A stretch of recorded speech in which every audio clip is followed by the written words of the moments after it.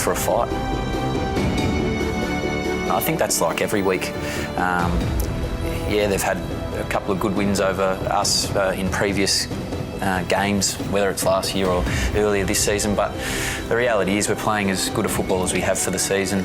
It's been consistent, and that's what we're looking forward to producing on Sunday. Well, it really should be fierce come Sunday afternoon in front of a packed crowd at the MCG. North Melbourne is the centre of much interest and debate in the lead up to it, and their leadership is with us. Andrew Swallow, welcome. Thank you. Brad Scott, hello. Hi, Jerry. Do you have, given the choices that you've made, Brad, do you have your team exactly where you want it heading into a final series? Oh no, we prefer to be in the top four, no doubt about that. But we've had to fight pretty hard to earn the right to play in the finals, and now that we're here, we feel our list is in a pretty good position. We'd like to have some more game time into Daniel Wells, for example, but with all the circumstances that have presented themselves, we think we're in a good spot. You've made your choices. The reward of resting is obvious. The risk of resting, is there a risk in disrupting continuity at this time of year? Oh, certainly. I think that the decisions that we make in this game are never cut and dried. There's always a counter-argument to do the opposite to what you actually decide to do. So there is a risk involved, but no one knows those risks and benefits better than us. We've put a lot of work into analysing where our list is at and where each individual's at, and we made the decision that was best for the players and best for the team.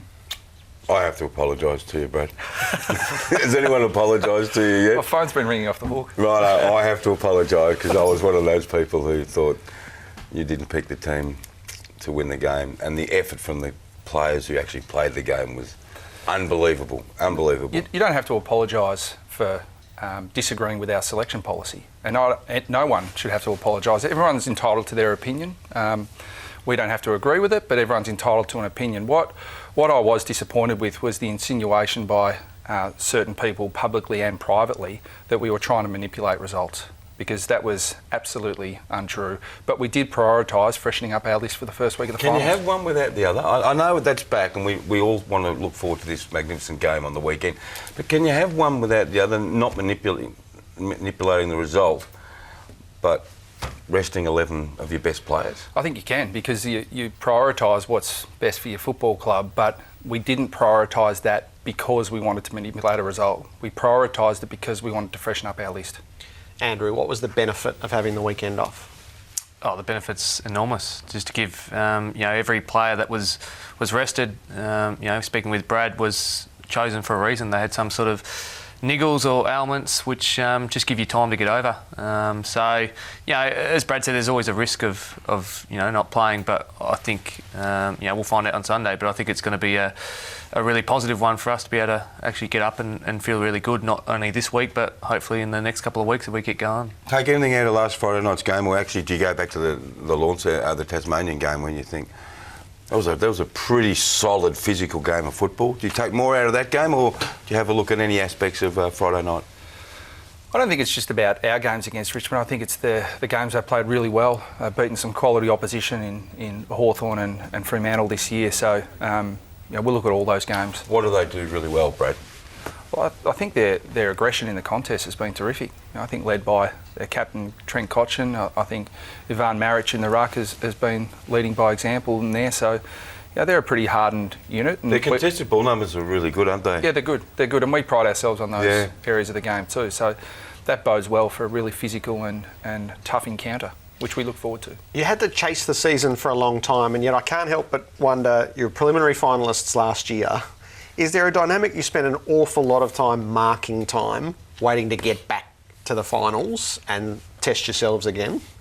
I suppose it does feel like that a bit now, especially this week. You feel like it's been a long year just to get to this point, and it happens so quickly. But we'd love to go deep again. We think we're playing a brand of footy which can take us deep, and the confidence we got from playing those finals last year was just enormous. I think each week to get the first win against Essendon, and then suddenly feel the group really start to lift.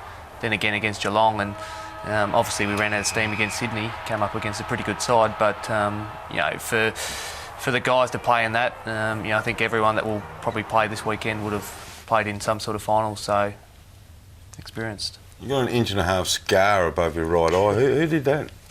It stands. No, it doesn't stand out. It doesn't stand out. No, that was quite a while ago. That was when it? we played up in Brizzy.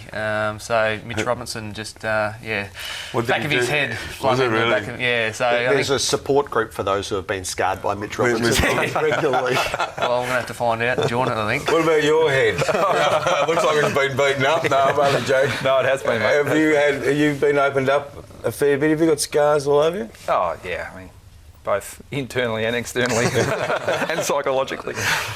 Same question as Andrew. I would make assumptions. You make a lot of decisions based on where you were at the end of last year, well beaten in the preliminary final, so lots of good steps taken. Is it only now that the referendum is held on the wisdom of those decisions and whether you can progress further than you were? Oh, look, it doesn't really concern me too much, Jared. I mean, the people will have their opinion regardless of what I think. My job is to do what's best for our list and to try and coach our boys to play as well as we can. And so we're always looking to improve our list, and we're not looking to justify that to other people. The test for you, though, I will guess, is that you make your decisions, you improve your list, and then you have to work out whether you actually improved your team. And surely the judgment is in the next few weeks. Yeah, well, I think it's always an ongoing process. We're trying to look after the short, medium and long term all at the same time. So, yeah, in the short term, we think we're better than we were this time last year. We think our list is deeper. It's certainly more experienced. And we think we've improved our quality. And Jared Waite and Sean Higgins in particular, who have come onto our list, have had significant seasons for us. So, in the short term, there's no doubt we're better. Now, whether that translates into finals wins, we'll find out. There's a lot we can ask about every player on your team, about their improvements and their importance to your team. One player who I think in the last 2 games has shown himself to be a player that Richmond, I think, will look to shut down is Sean Atlee. His performance against Fremantle was just absurd, the way he just took on the game, and there was elements of that last week early in the first half when he was taking on the Tigers. Are you that much better of a team now where you must look at, will they go after Atlee? Will they try and shut down Atlee? Is that part of the improvement at your club? Yeah, I think that goes across all lines.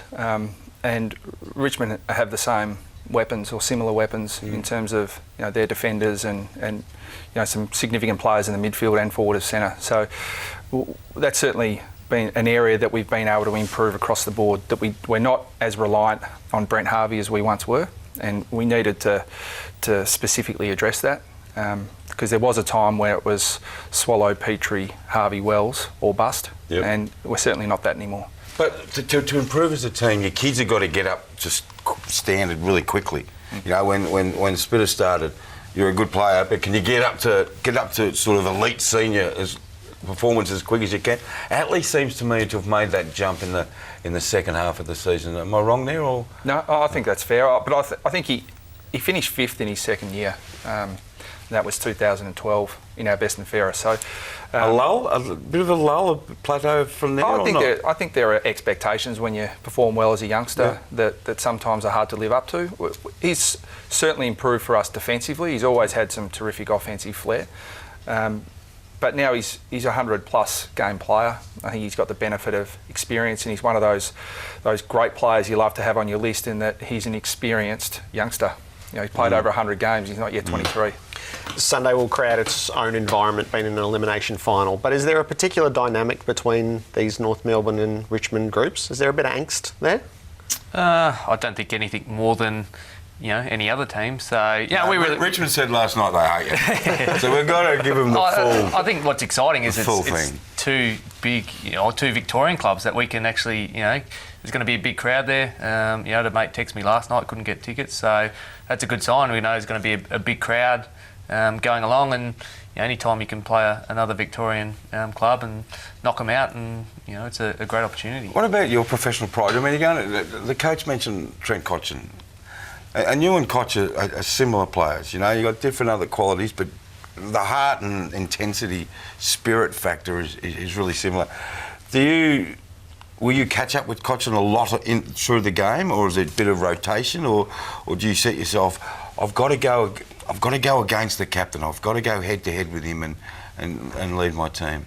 Well, part of that's probably up to Brad, depending on Brad? on what he does with. We've got Ben Jacobs, who will probably run with one of their better midfielders. So we don't know who. Well, I'm not sure yet who Brad's chosen to go with. No, I can't. Well, it's Deledio or Martin. Trying to write them all out there. It's Deledio or Martin. Yeah, but if he's there, I love the challenge. I played on Trent quite a few times. And he's seems to be their heart and soul. And when they've won big games this year, he's really stood up and played exceptionally well. Last one. When it is Koch, do you have time to actually sit and say to yourself, right, it's Cochin, it's the captain, or is he just another player?